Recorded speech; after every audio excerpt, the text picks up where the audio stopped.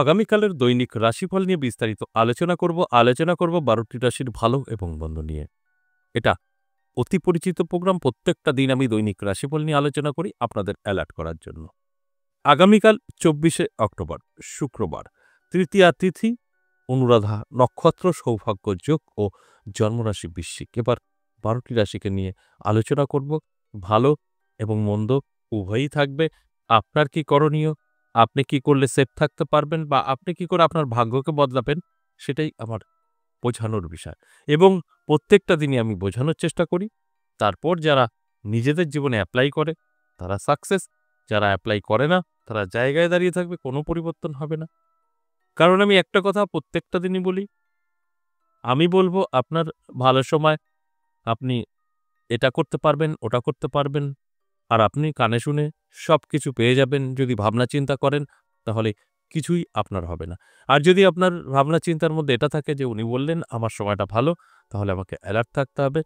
তারপর আপনি অ্যালার্ট থাকবেন, তারপর আমার এই আলোচনাগুলো 100% আপনার জীবনে ঘটবে। অর্থাৎ আমি এটাই বোঝাতে চাইছি, কানে শুনে ধনী হওয়া যায় না, কানে শুনে সেই কাজগুলোকে অ্যাপ্লাই করতে হয়, তবে ধনী হওয়া যায়। অর্থাৎ আমার কথা যারা ভালো করে বুঝবেন তাদের ভাগ্য বদলাবেই, আর যারা বুঝবেন না তাদের বদলাবে না। ঠিক সেরকমই আমি 50% বলে থাকি। আমি জানি কারা তাদের ভাগ্য বদলাতে পারবে, কারা পারবে না, যে কারণে আমি 50% বলি। 50% জাতক জাতিকাদের অবশ্যই আমার এই প্রোগ্রাম থেকে ভাগ্য বদলায় এবং তাদের জীবনে উন্নতি হয়। আর 50% জাতক জাতিকাদের কোনো উন্নতি হয় না, অবনতি হয়। কারণ এই আলোচনাগুলো শুনে ভুল পথে প্রয়োগ করে, বিক্রি হয়ে যায়, বাড়িঘর চলে যায়। কারণ তারা সঠিকভাবে ব্যবহার করতে পারে না। তাই আমি প্রত্যেকটা দিন একটা কথা বলি, আজও করব অনুরোধ, যে সম্পূর্ণ আগে প্রোগ্রামগুলো শুনবেন, তারপর আপনার জীবনে অ্যাপ্লাই করবেন, তারপরে গিয়ে সফলতা পাবেন। এই যে আমি বলি যাদের নেগেটিভ বলবো আজও, তারা যদি চায় নেগেটিভ আপনার জীবন থেকে সরিয়ে ফেলতে পারেন। অর্থাৎ আপনাকে যদি বলি আজ আপনার অ্যাক্সিডেন্ট যোগ আছে ছোটখাটো, আপনি অ্যালার্ট থাকুন, দেখবেন ওটা হবে না। তার মানে আমার এই যে বিশ্লেষণ ভুল না, বিশ্লেষণ সঠিক। আপনি নিজের দ্বারা এইটাকে আটকাতে পেরেছেন, নিজের পরিশ্রম দ্বারা, নিজের ভক্তি বা বিশ্বাস দ্বারা। এটা সম্ভব। তার মানে ঘটতেই হবে তা কিন্তু না। আমি জাস্ট ভয় দেখানোর জন্য নয়, জানানোর চেষ্টা করি। জানলে আপনি সেটাকে মোকাবেলা করতে পারবেন। আর যদি মনে করেন না এটা সঠিক করছে না, ভয় দেখাচ্ছে, তাহলে ভুল করবেন। অবশ্যই আলোচনা থাকবে, আলোচনা করব। তার আগে আমার সাথে কিভাবে যোগাযোগ করবেন সে বিষয়টা একটু বলে নিই। নমস্কার, জয় মা কামাখ্যার জয় মা তারা। যারা ভীষণভাবে বিপদে আছেন, কি করবেন বুঝে উঠতে পারছেন না, নানা দিক থেকে সমস্যা, ঋণ ধার জড়িয়ে গেছেন, নানাভাবে আপনার মানে বিপদের মুখে পড়ে আছেন, সংসারে শান্তি নেই, সর্বদা কেউ না কেউ অসুস্থ, স্বাস্থ্য খারাপের কারণে ব্যবসা চলছে না, স্বামী বা স্ত্রী পরকীয়ায় লিপ্ত, সন্তান বা স্বামী নেশাগ্রস্ত হয়ে পড়েছেন, নানান রকম আমাদের জীবনে সমস্যা তৈরি হয়, কিছুটা আমাদের দোষে, কিছুটা শত্রু দ্বারা। তাই যাই থাকুক না কেন যোগাযোগ করতে পারেন, সেখান থেকে অবশ্যই বেরিয়ে আসতে পারবেন যদি সঠিকভাবে যোগাযোগ করতে পারেন। তো দেখুন, যারা আসতে পারবেন না তাদের জন্য ব্যবস্থা আছে, যারা আসতে পারবেন তাদের তো আছেই। দুটো নাম্বার আছে, ফোন নাম্বার। একটা কলিং নাম্বার আছে, ওটা কল করে নাম লিখে চলে আসবেন। যারা সরাসরি আসতে চাইছেন নদিয়া বীরনগর এবং তারাপীঠ। তারাপীঠ পাবেন প্রত্যেক ইংরেজি মাসে শুরু এবং শেষ, অর্থাৎ এই মাসে কিন্তু থাকছি। মানে আজ তো আছি এবং 25 তারিখেও আছি। যদি খুব প্রয়োজন মনে হয় চলে আসতে পারেন, কারণ এখন আর নাম লেখার সময় নেই, চলে আসতে পারেন। আর যদি মনে হয় না আমি নদিয়ায় যাব, তাহলে প্রত্যেক সপ্তাহে ৩ দিন পাবেন, সোমবার, মঙ্গলবার, বুধবার। সোম, মঙ্গল, বুধ বীরনগর। যারা সরাসরি আসতে চাইছেন নাম লিখে চলে আসবেন এবং আসার সময় যদি কোনো সমস্যা হয় ওই কলিং নাম্বারে কল করবেন, আপনাকে সম্পূর্ণ গাইড করে নেবে।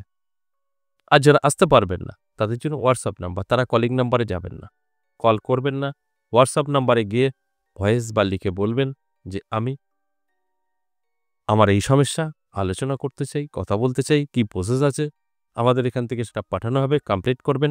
24 ঘন্টার মধ্যে আপনাকে কল করা হবে। তবে অবশ্যই সিস্টেমে আসার পর আপনি মেসেজ পাঠাবেন আর আপনাকে কল করা হবে, সম্পূর্ণ ভুল। আর আপনি যদি হোয়াটসঅ্যাপ কল করেন সেটাও ভুল করবেন। কারণ কল তো রিসিভ হবে না, আপনার নাম্বারটার গুরুত্ব থাকবে না।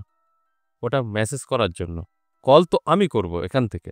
তারপর আপনি কানেক্ট হয়ে গেলেন, তখন আপনি কল করতে পারেন। এখন কানেক্ট আপনি হননি। এখানে সিস্টেমে আসতে হবে। এবার আসুন আজকের যে মূল আলোচনা, যেটা দৈনিক রাশিফল। আমি মেষ থেকে মিন 12টি রাশি নিয়েই বলবো, কারণ প্রত্যেকেরই ভালো থাকতে পারে না রোজ, প্রত্যেকেরই খারাপ থাকতে পারে না রোজ। কখনো কিছু, কিছু রাশির ভালো, কিছু, কিছু রাশির খারাপ।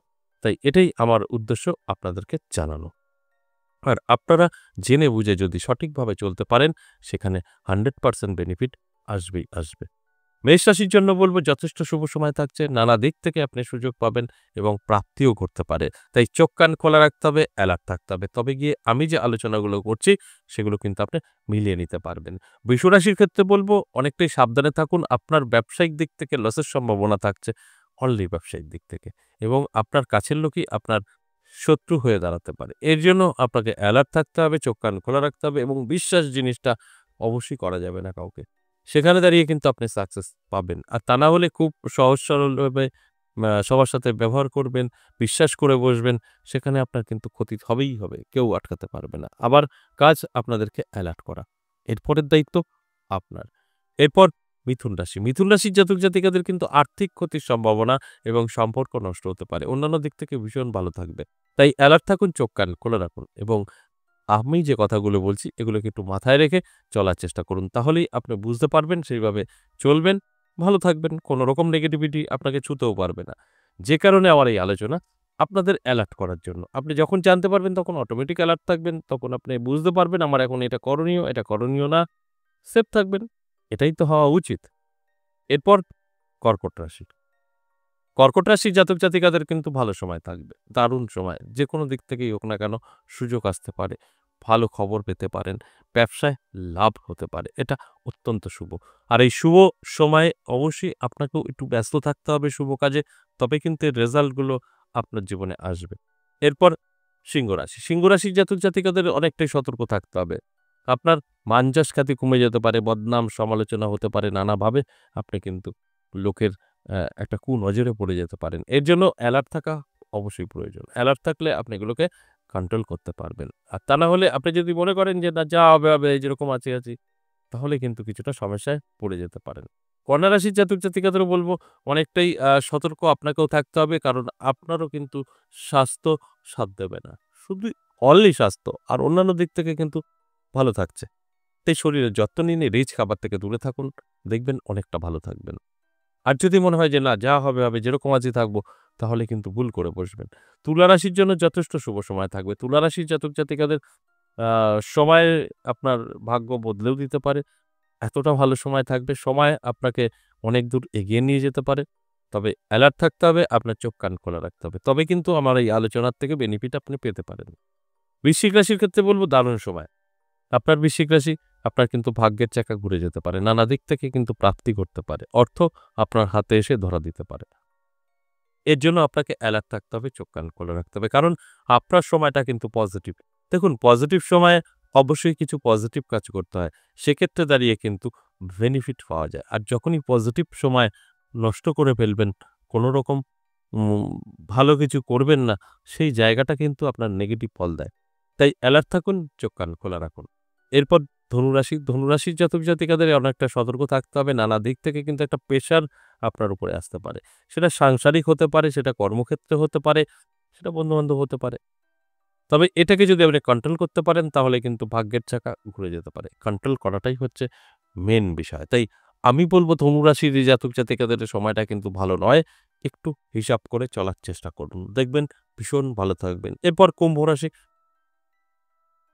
মকর রাশি। মকর রাশির জাতক জাতিকাদের বলব আপনার ক্ষেত্রেও কিন্তু খুব ভালো সময় থাকছে। আপনি যদি সঠিকভাবে চলতে পারেন তাহলে দেখবেন আপনার জীবনে একটা উন্নতি হতে পারে। আপনার কিন্তু একটা সুযোগ আসতে পারে। যে সুযোগটা আপনার বন্ধু এবং বান্ধবী থেকে আপনি পেতে পারেন। তাই আর্থিক দিক থেকে মকর রাশির জাতক জাতিকাদের ভীষণ ভালো থাকবে। কুম্ভ রাশির ক্ষেত্রে বলব আপনাকে একটু সাবধান থাকতে হবে। কারণ আপনি মিশ্র ফল পাবেন। আপনার ভালোর জায়গায় একটু খারাপও আসতে পারে, আবার খারাপ হতে, হতে ভালোও হতে পারে। এটা আপনার উপরে কন্ট্রোল থাকবে। তাই অ্যালার্ট থাকুন, চোখ কান খোলা রাখুন। যদি আপনার কুম্ভ রাশি হয়ে থাকে তাহলে আপনার উপরেই কিন্তু ডিপেন্ড করছে এই ফলটা আপনি কতটা ভালো পাবেন, কতটা খারাপ পাবেন। সর্বশেষ মীন রাশি। মীন রাশির জাতক জাতিকাদের কিন্তু আমি বলব প্রাপ্তিযোগ তৈরি হয়েছে নানাভাবে কিন্তু অর্থ এসে হাতে ধরা দিতে পারে বা পজিটিভ কিছু জীবনে ঘটতে পারে। এর জন্য অ্যালার্ট থাকতে হবে, চোখ কান খোলা রাখতে হবে। তবেই কিন্তু এর ফলাফল আপনি পেতে পারেন। এই যে মেষ থেকে মিন ১২ টি রাশিকে নিয়ে আলোচনা করলাম সম্পূর্ণ এভারেজ এবং সর্বজনীন। এখানে কারোর ব্যক্তিগত জন্মছক বা হস্তরেখা বিচার বিশ্লেষণ করে আলোচনা করা হয়নি। সেক্ষেত্রে দাঁড়িয়ে কখনোই বলা যাবে না যে প্রত্যেকের একদম মিলে যাবে। 50% কিন্তু অবশ্যই লাভবান, 50% এর সঙ্গে কিছু নাও মিলতে পারে। আচ্ছা, এই পর্যন্তই, আবারও আসবো নেক্সট ভিডিও নিয়ে। ততক্ষণ ভালো থাকুন।